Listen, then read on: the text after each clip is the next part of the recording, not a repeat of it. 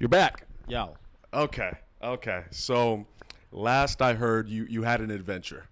Yes. And it was a spiritual one? Every time I go to Mexico, that shit is spiritual. Okay. It's like, I don't know where you would go back to. I don't know if you know where you'd go back to. Riverside, I guess. It would be the only thing I could go back to. Yeah. So how long ago did you go to Mexico? I left in December. You left in December? I left in December, and I came back at the beginning of March. Okay. What started the trip? What made you decide to go in the first place? I go to Mexico as often as I can, and it'll be my mom's 80th birthday this year. Congratulations to her. Yes, it's awesome. She's doing an 80 days trip around South America right now. She just arrived to Argentina. She's been to like 7 countries already. That's wild. My mom is a beast. So her birthday is this year, right? So I was looking at, because I had Thanksgiving in Puerto Rico. I have family in 2 countries and like no family here. So I always have to go to 2 countries to do stuff. Holidays, celebrate, so on and so forth. It's an incursion upon my life, but I love it. So I had to make the decision that if I didn't go to Mexico for Christmas this past year, I wouldn't see them for at least 2 years. And my nephews and nieces are in that like 6-7 year stage, and then they'll still be cute at 9-10, but that like 4 to 7 is adorable. And so I just decided to go to Mexico, and I just stayed as long as I possibly could. So family was essentially the catalyst. Family's always the catalyst, but I have friends in different. I got friends. No, I don't know how to say. In a lot of low places in Mexico, so we go around Playa del Carmen, Cancun, Oaxaca, Mexico City for sure, Acapulco sometimes. So this time I had enough money saved. My girl came down after the New Year's. How long have you had a girlfriend? I've had a girlfriend for almost a year. Okay. Did you have a girlfriend when we spoke last time? We were in the midst of fizzling up. Well, fizzling up. I've never heard it described that way. It sounds very sexy. Yeah. What? Congratulations there. So you and your girlfriend head down. Yeah, well, I was already down there for the holidays with my family, and then she met me in Cancun, and then we went to Playa del Carmen. Okay, where's Playa del Carmen? PDC. Playa del Carmen is south of Cancun by like 45, 55 minutes. Oh, okay. And it's between Tulum and Cancun. It's like the main place between those two. And it's really nice. It's really fun. It's very touristy, but it's got some like nooks and crannies, and you're close to shit, and it's got like such a weird vibe. Like cool weird. I don't know how to describe it. It's a little dangerous. Like a small community vibe, or Nah, it's like a cruise boat. Okay. It's like yeah.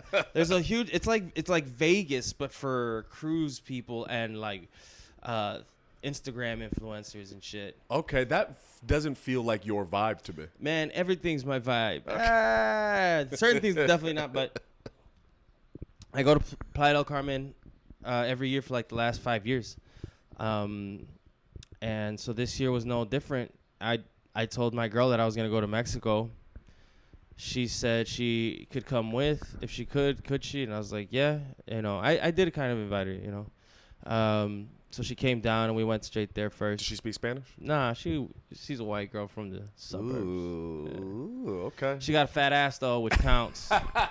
So if you're going to date, see, this is a rule about dating white women. If you're like not a white person, like a brother, a Puerto Rican, a Mexican dude, if you're going to date the white girl with the fat ass. Those are the rules. Because there's no other, you know what I'm saying? I know what you're saying. You got to compete at some level. The fact that you took this fragile white woman to the goddamn Mexico for whatever experience you're about to tell me is you're really rolling the dice, sir. So good for you. You must trust her a lot. Yeah, no, she's dope. She is from here, has to get out. She's been out of the country before, so it wasn't too different, but I'm a different person when I'm in Mexico because I'm not doing comedy. I'm not working. I'm just kind of like I'm sitting on a little bit of money that I stacked over the year, and then I'm like, now I'm about to just go berserk. So you're just free. So when I'm down there, yeah, I'm pretty free. I'm like rooftop partying. Okay. We see full Tito mode. We see full Tito. Nosebleeds were involved. For one reason or another. No. So it was a little different for me because she was working from home. So long story short, once we figured out she was gonna come,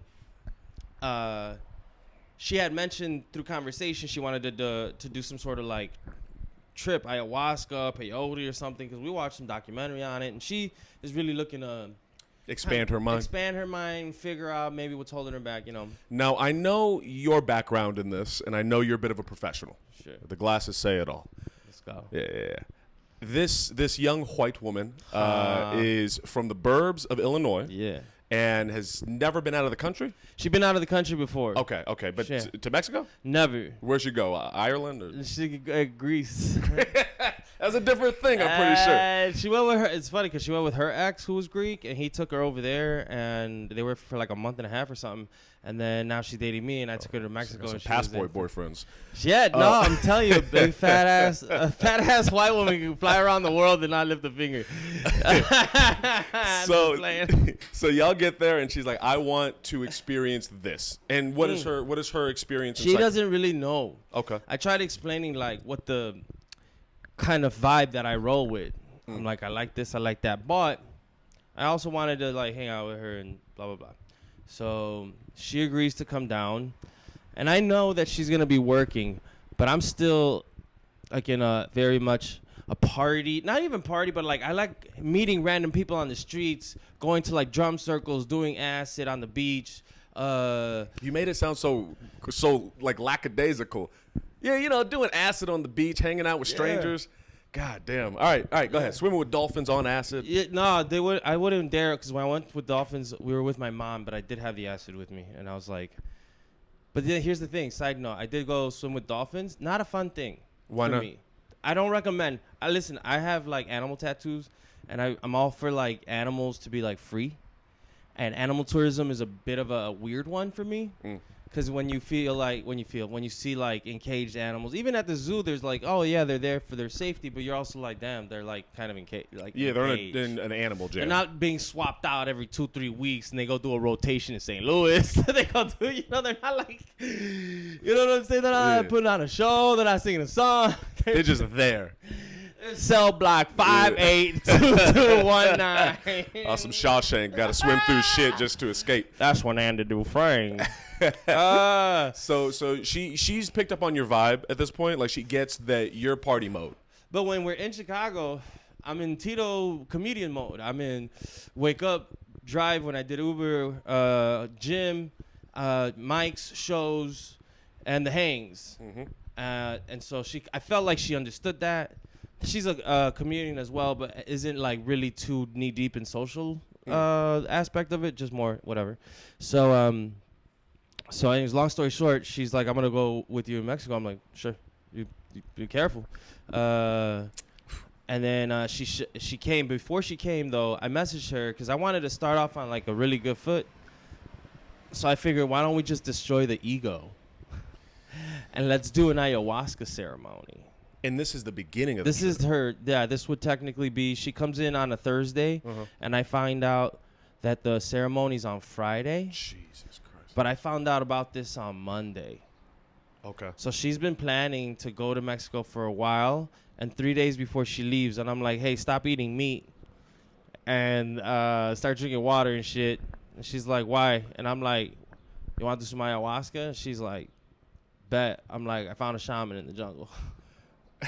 I found this shaman in the jungle. We got we're gonna pay. I'm gonna do this. It's gonna be Friday. Well, now before we get into this, I can understand the drinking water. Why don't eat meat? What does that do? You need your entire system. It's not about a spiritual thing. You need your system clear. They say 2 weeks is the minimum to really dive into a ceremony.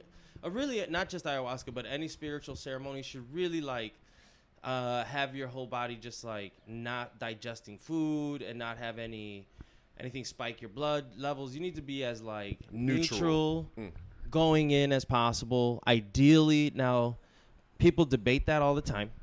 It's somewhat placebo, somewhat part of the journey. Whatever's gonna make the best experience is what I would suggest. If you buy in 2 weeks before and you go into it with a clear intention and clear mind, then you're all in already. So you can debate the effects on blogs everywhere. But we did a week. We did 4 days. 4 days. 4 days cleanse. 4 days cleanse. Okay. It was just fruits, tea, veggies, and then we hit the ceremony on Friday. Now she's never really been out. She's wearing jeans. You know, it's a beach town. I told her, I'm like, come comfortable, get sandals. She just she wasn't ready. Did she stick out physically? Out? She just she has kind of an insecurity about like how she looks sometimes. So she walks with her arms crossed a lot, and so that gives off a vibe. Yeah, closed off. And I've never been to Mexico, but I'd imagine culturally speaking, that's a community of a close-knit community. It's about coming together. It can be. Playa is a bit of a shit show. So I understand the other side of that, where there is no sense of like anyone here belongs here. Everyone here is a visitor. Okay. The entire thing is a house of cards, right? And then you see some real serious shit with like armed Marines, not Marines, but they're like paramilitary. They're everywhere. Them and then squad cars and cops, because safety's a big issue, because there's issues. So let's say there's a vibe beneath all the fun in Playa. Like if you're aware of it, and my girl's very acutely aware of kind of like a darker vibe, and she could feel it. Okay. So she was like, this place is great, but like something's off. And so anyways, she gets there Thursday. I pick her up at the airport. We go back to Playa. We check into the Airbnb. The next day we have breakfast, and then we're texting through the messenger. We find the pickup spot. We have everything we need. We have blankets. We got wipes. You have you're supposed to bring a pillow. I didn't bring a pillow. Whatever. You got the hair. And then all the materials and stuff. So we go to the jungle. We meet the shaman. To Ukrainian lady who speaks English, Spanish, Ukrainian, and Russian. All right, it feels like we've skipped some steps here, because you were like, all right, so then we sauntered into the jungle. Like, did you need? I picture giant machetes, and you guys have to cut through vines? We drove there. Okay. So you get there, and you have the shaman and this Ukrainian lady. Yeah. And it's just you four. And no, there's like 12 of us. Okay. In total. Okay. And this was kind of like this little place they kind of rented out. It was by the highway, so even though you're in the jungle, you could hear cars in the distance, which, whatever, up to you.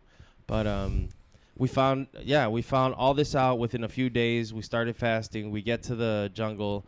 She's just kind of like feeling it out, and I'm just there like super open. I'm like, we're gonna do the whole thing. There's gonna be ceremony, blah blah blah, and the ceremony.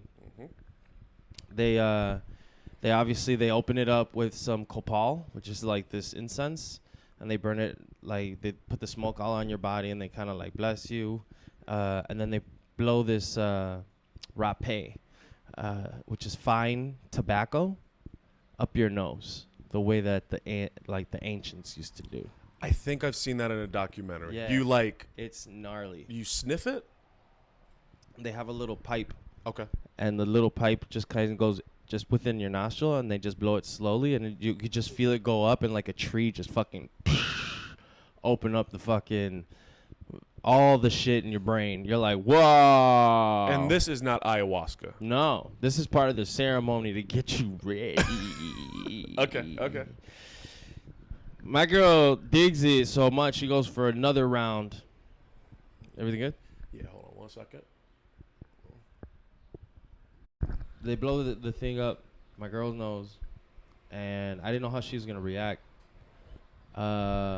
She went back for seconds. Nice. She went back for seconds. They did it to me. So like your sinuses just completely like open up. You start breathing deeper. You can really feel like the air going through you, bro. It's like, and it's tobacco. It's nicotine. So it's got this natural rush to it. It's organic. It's made from the ground. They're like, tobacco gets a bad rep because it was made from the earth, and our ancestors used it for medicinal and like ceremonial purposes, and then it got turned into this thing, right? Right, they added rat poison and shit. And there's the stigma and the whole nine, but they're like, organic tobacco can be sold used, blah blah blah. They're bought in. So, the ceremony begins. We're on this circle in the jungle, fucking full moon. Full moon. It's like bang, right there. Mm. And we all get in line and we do the first serving. So the first serving is like in this little like coconut shot glass thing, and it's mixed in with some like soda water. Okay. And the it's like a paste. And he mixes it in, it's in the soda water. Everyone does a dose.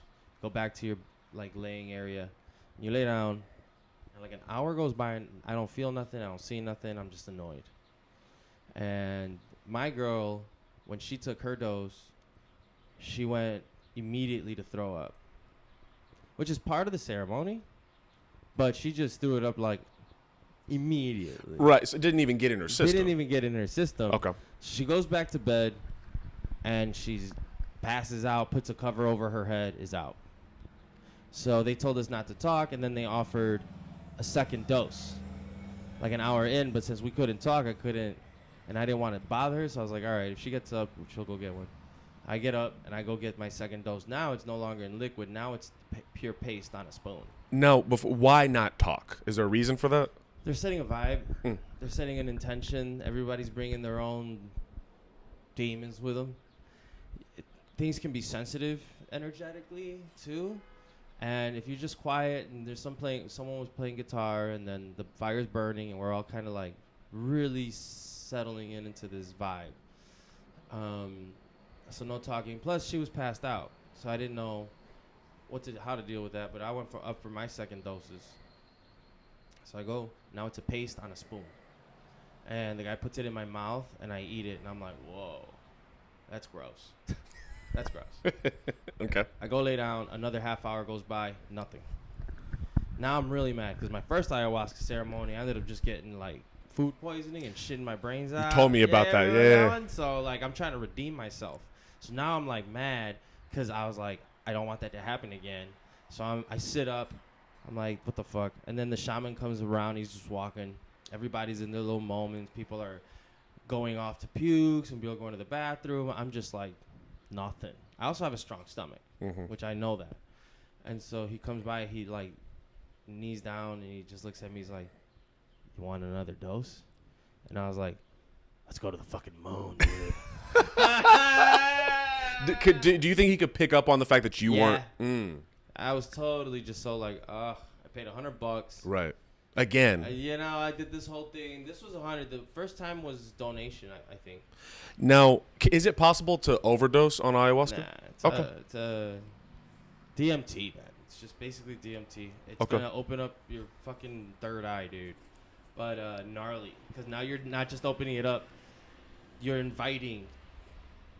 It's weird. It's okay, no, that's yeah. So you say yes, let's go for it. Yeah. Okay. And now he gives me a dose, like the size of this fucking little bottle on a spoon, and just like throws it in my mouth. I close it. I take it back, and I almost throw that up.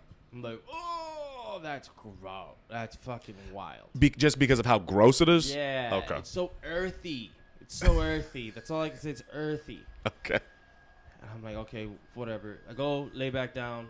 Now things have some commotion. It's been like 2 hours. So I lay back down, and people are doing their own thing. I still don't feel anything. In like 40 minutes, I'm laying down. My hands are like crossed. I'm like a zombie. I'm not like a zombie. I'm just laying there, just like fucking annoyed. And then all of a sudden, I start convulsing. I start like really convulsing, and then I just start seeing like colorful twists and turns, like the beginning of a roller coaster. Okay. And then I see like cats and lizards within the effect, within the fractal, and I just feel like I hear drums. Like some real like tribal shit. I'm like, fuck. And before I know it, I'm like convulsing on the ground, and then all of a sudden I just like pop up Undertaker style. And then I just go, take me wherever you want. I immediately knew I was in like the control or in the hands of or like no longer in control. I don't know how to explain. I was like, I ain't driving. And then I like, my legs turned into these zombie legs, like Weekend at Bernie style. And they just started like walking. And they walked me to a tree where I had to stop. And I like bend over, and now I start like feeling the puke coming. And I'm like, and I just like start shaking, and then I start telling it, Mother Earth, whoever. And I'm like, is that the best you got, bitch? I was like, is that the best you got? I'm like, hit me with it. I was like, hit me. Let's go. Let's do it. You want to dance? I can dance. Right? And so I was like, I got to pee though. Like, that's a legitimate thing that's happening. Like, I have to pee. So I find behind the tree. Now I could smell the decay of the jungle. The fungo, we call it. The fungo. You're just like, that's decaying jungle smell. You only get it like at night and where it's moldy and damp, but like for the first time I could smell it. And now I'm starting to feel like really fucked up because like my whole body is moving. It's like convulsing, and it's now putting my legs again in motion after my break. And I'm like, where are you taking me? Where are you taking me? Where are you taking me? Do you feel like it was hitting you at that point? It was pulling me. I mean, like your challenge of Mother Earth. Did Mother Earth come back in a vengeance? Oh, you don't talk to me like that, boy. God damn it. Who do I think you are? You're nobody. So you needed to pee. Yeah. Okay. And after that break, I'm starting to go in through the fucking tunnel, dude. I'm like, the lights are coming, the Aztec like warrior imagery, jungly, and you're in Mexico, so you already seen a lot of like things that are influencing you. But I'm seeing like super dotted lizards and eyes and faces, and I feel like I'm like, we are going into the jungle, baby. We going. You're literally walking away. Yeah. Is anybody with you? Nope. Okay. No one saw. They figured I went somewhere, maybe to whatever, but that's another part. So my legs are walking, and all of a sudden I go into this area where I see light. I see light coming from the ground. And I keep walking, and I lean over, and there's like a cave. There's a cenote. A cenote is like it's like a water pool that was created after the meteor hit that killed the dinosaurs. Okay. There's a water table underneath. And then after everything shot out, all these holes were made. And over time, the land that was covered had fallen. And now there's like all these like crazy pools throughout the Yucatan. They're called cenotes. Cenotes. And so it turns out there was a cenote there, and someone had installed these like LED lights that turned on at like at midnight or something. I didn't know. Nobody knew. They didn't know. The shaman had no idea. They didn't even know that place was there. They just built it in the jungle. No, there's no built. Someone just like hung the lights. Yeah, but that's okay. That little hole's probably been there for eons. Right. Okay. So my legs are moving. I see the lights, and I see like Alice in Wonderland or that one Labyrinth Guillermo del Toro movie. Anyway, there's these stairs wrapped in like leaves and shit that go down to the middle of the cave. And there's water all around, and there's these lights, and there's a log. And the thing is saying, sit down. Okay, now when you say the thing, you're talking about Mother Earth, Yeah. or what is it's in English? Is it in Spanish? It's an energy. Okay. You know the directions it's giving you. You know it. You have to make the decision whether to say yay or nay. The more you fight it, I don't know. I don't think you can. You have to kind of go along. That's the vibe. Okay. And for me, I knew that it wanted me into this cave.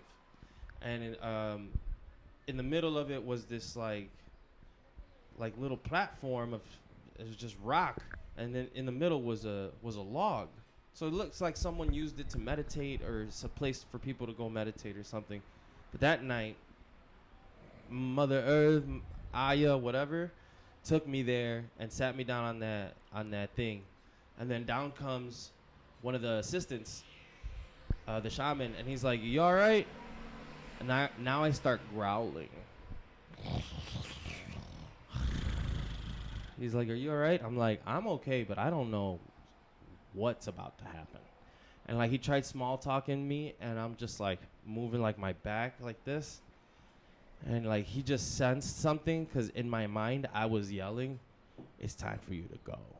Like it's time for you to go. Something's about to go down." Right? Because he was like, "What does it want you to do?" And I'm like, "You to leave and me to lay down."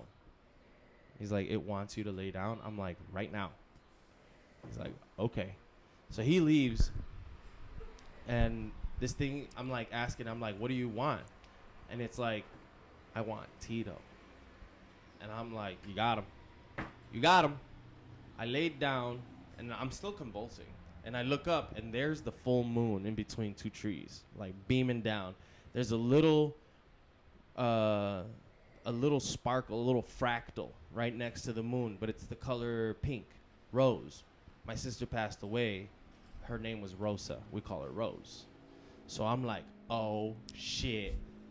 The entire family is here. Like, the whole fucking crew is here. So I'm comfortable with that. I'm like, cool, we're wherever we're going. So it wants me to lay down, and now I'm, like, splayed out like a starfish. Mm-hmm.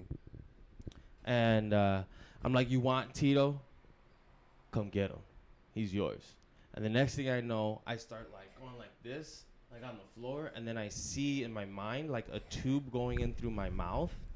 And it's being pushed by, like, these 3 indigenous shamans with, like, all black faces with, like, red dots in their eyes. You're physically seeing these I'm seeing them in my mind. Like, I'm seeing it. It's It's happening, but not happening. Sure. I'm very well aware that it's not happening, but I'm also not sure and not aware that it's not happening. Psychedelics. And they start to sacrifice me. And I lay out, I come to leave in and out, and then I start like, and I just start growling and laughing. And I basically turned into like a sinister jaguar god. Like it really found the humor in everything. And it was the wildest thing. I was looking around because the sun came up. I was looking around like this was my jungle. This was my jungle. I was the king of this. Mm-hmm. And then when they came down to help me, one guy started asking me questions about like my family, and then he's like, "Oh, is your dad here?" I'm like, "No, he's died. He passed away." He's like, "Oh, so did mines." And then I just looked at him. I'm like, and then I just start laughing hysterically. They had to put me back down and shit. It was crazy. It sounds crazy. It was gnarly. They eventually had to get the shaman down there to surround me and have like 2 people come take my shoes off, and like so he can like bring me back to my body. Do you feel like something was put into you? Do you feel like that was you? Like that's a deeper self? Or I said, I went to the moon, but I came back with a passenger. That's how I described it. You went to the moon, but you came back with a passenger. Yeah. A crazy jaguar, hungry, like, fuck it, this is mine energy. With a bit of a, a bit of a. Some little bit of cockiness. There's a cockiness, there's a roar, there's a swagger. To it. There was a deep sense of understanding. Of yourself? Of myself. Okay. Either that energy was a passenger or that energy has always been me. Do you feel it now? I felt it when I won. This is such a stupid plug. When I won the roast battle. This was the moment that it came out? I knew after that, I signed up and I was in the tournament. I was like, I'm about to rip everyone to shreds. Not that I didn't know that I can do it. I had a lot of anxiety. It took a lot of work. But I had this, like, use the jaguar energy, bro. And I got on stage and I just ripped it. And then I took some hits and at the end was a very close call. But, like, I had this, like, the jaguar don't lose, baby. So you've essentially found this other being of yourself, and you've brought that back to day-to-day life. Do you feel happier because of it? I don't think it's a happy or sad thing. Okay. It's a thing you just have to understand that you can be and are. Maybe that's who I can encompass. Maybe that's not who I am. That's like it's like the Power Rangers. Like I need to call them in when I need to call them in and fight those demons. As a demon, I guess.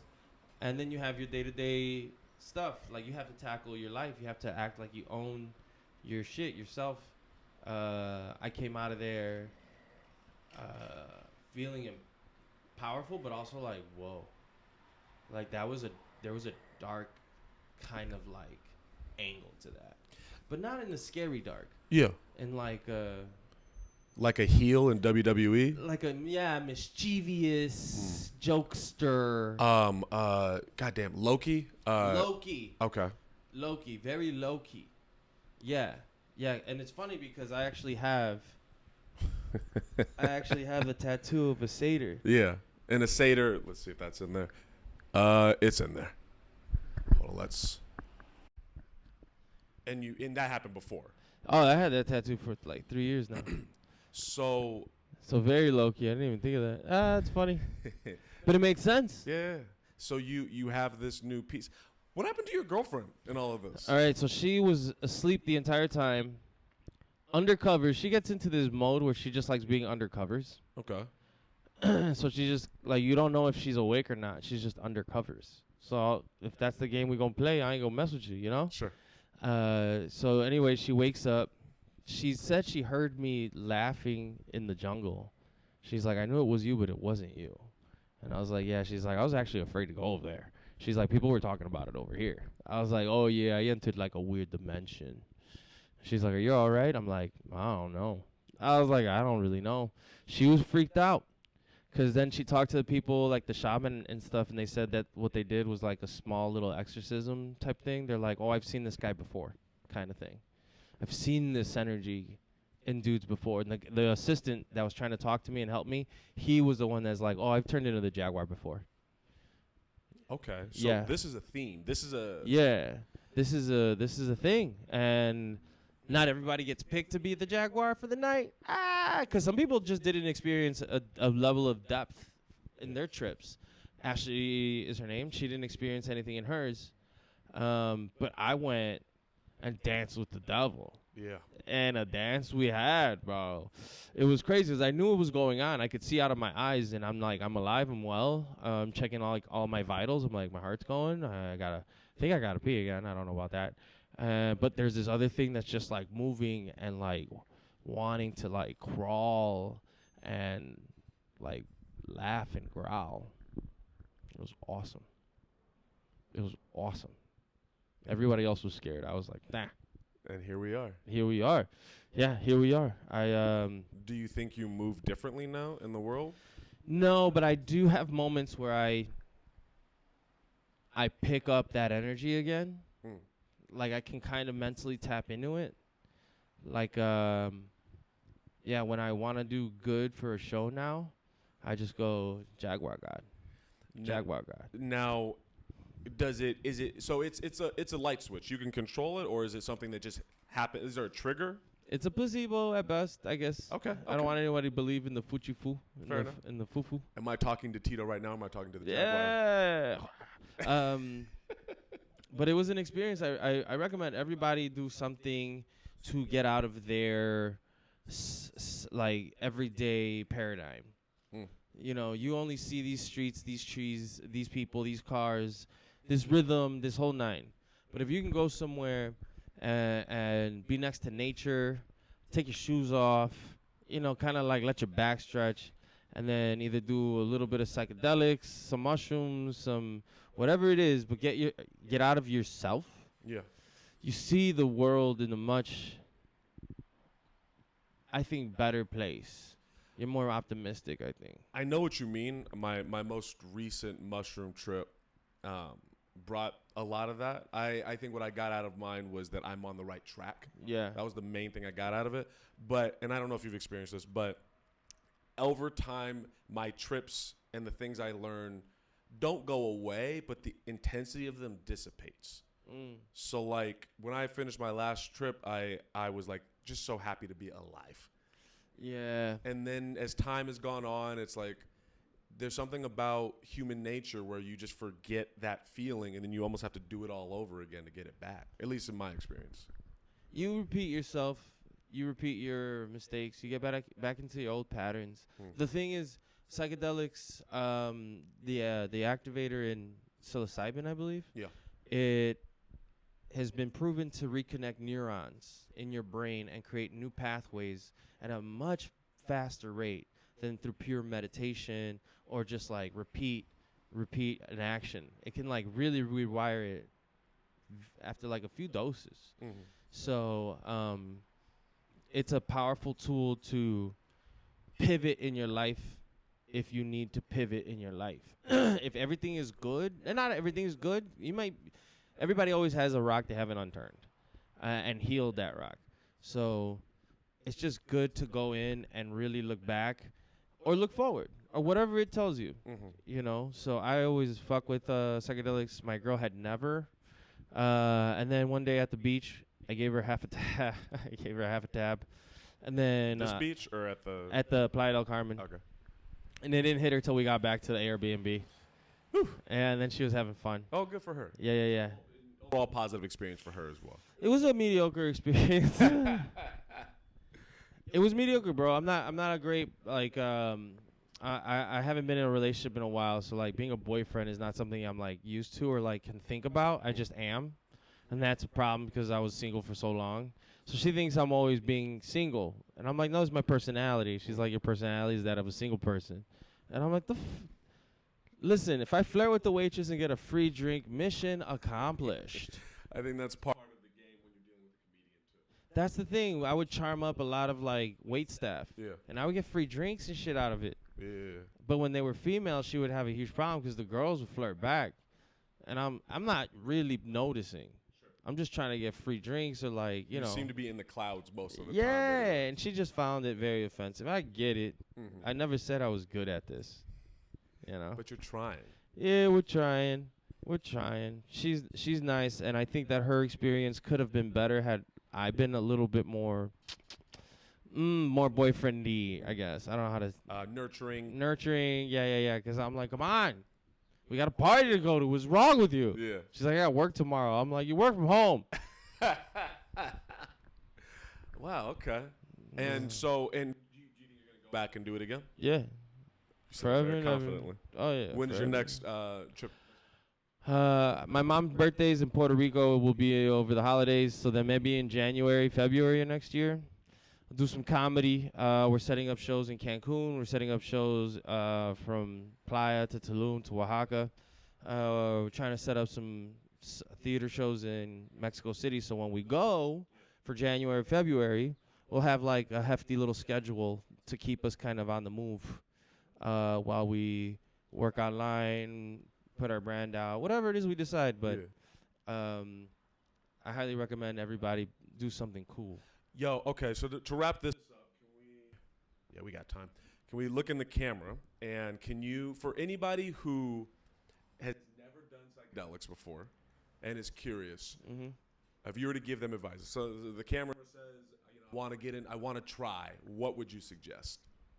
Well, figure out what your intention would be with any of them, whether it's LSD, mushrooms, peyote, ayahuasca, whatever. Set your intention, because it's very powerful shit.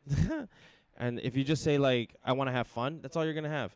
But if you're like open to receiving the real profound messages that are for you, that are because the connection between you and source, energy, God, universe is just so fucking clear.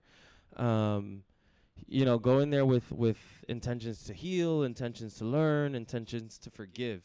That's the biggest one. That's what's fucking a lot of people up, is their inability to forgive themselves. And mushrooms will put you face to face with yourself and allow you to heal. It's amazing. So, but have fun. And if you don't like that, and if you want to stay repeating like a robot, be my guest, monkeys.